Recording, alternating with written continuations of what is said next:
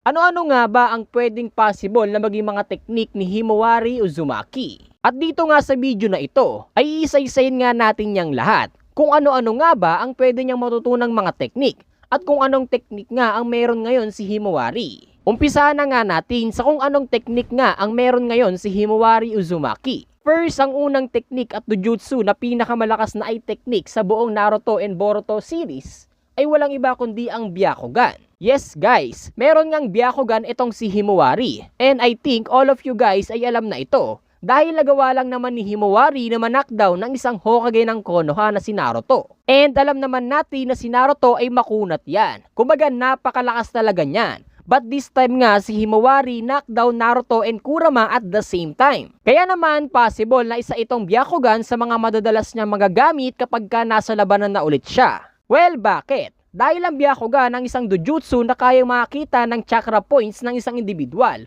o chakra pathways gamit ang Byakugan. And kaya nga din netong makita at maramdaman ang mga nasa paligid niya at yung mga atake na paparating sa kanya. At kayang-kaya ding masense ng isang Byakugan user ang hindi pangkaraniwang distribusyon ng chakra ng isang ninja. At isa pa nga dito ay kaya nga din nilang mag-dispel ng genjutsu. At dagdag pa nga dyan ay kaya nga din ng isang user na magkaroon ng 360 degrees na paningin. And napakalakas din ng isang Byakugan user pagdating sa taijutsu. Kaya naman asahan natin na magiging mas malakas pa nga itong si Himawari pagdating sa taijutsu. And wala namang duda na mamaster ni Himawari ang Gentle Peace. And makaimbento nga siya ng bagong teknik gamit nga ang Byakugan niya. Ang pangalawa naman ay ang Kurama mode na ability ng kapangyarihan ni Kurama at ni Himawari. Kaya naman dito ay possible na kapag natutunan na ni Himawari ito, sa paggamit sa kapangyarihan ni Kurama o sa pagkontrol ng chakra ni Kurama, ay possible na sobrang unstoppable netong si Himawari. Dahil nga isa nga siyang perfect Jinchuriki para kay Kurama, na sinasabi dahil nga daw yan sa pure chakra na meron itong si Himawari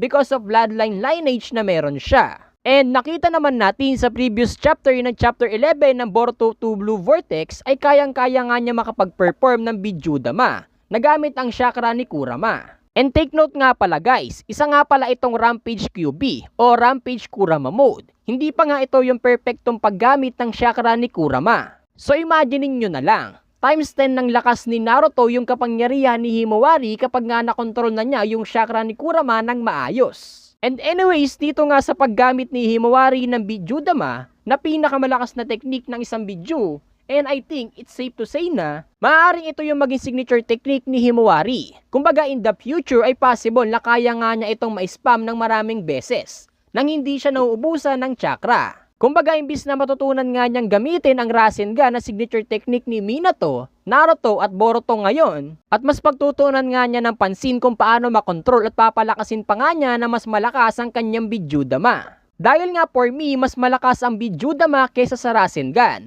Dahil ang Rasengan ay nakikreate ng isang ninja gamit ang kanyang normal na chakra. Unlike naman dito sa Tail Beast Bomb or Bijudama ay nag-i-involve nga ito ng Yin and Yang release.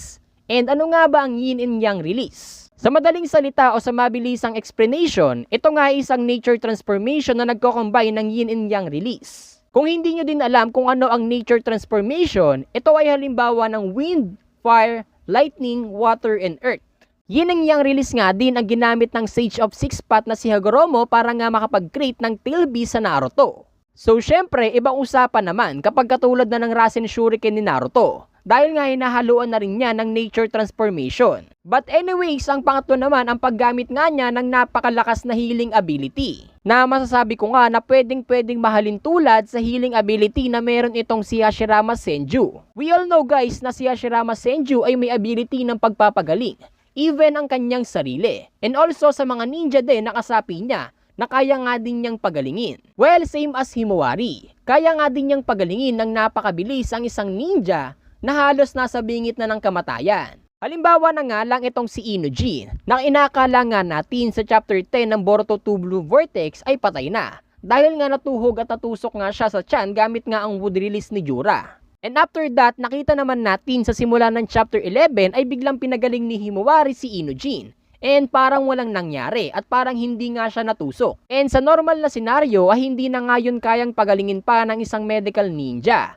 Even though si Tsunade pa yan. Or si Sakura na head na ngayon ng medical ninja. Kaya naman dito ay sobrang lakas ng kanyang ability para pagalingin ng kanyang sarili and yung mga ninja na nasa paligid niya. And for me, kahit nga masaktan man siya ng malala, ay possible na hindi nga siya agad-agad mamamatay sa labanan dahil nga kaya nga niyang pagalingin ang kanyang sarili. Pero ang downside nga lang neto ay mabilis nga ding mauubos yung chakra na meron itong si Himawari.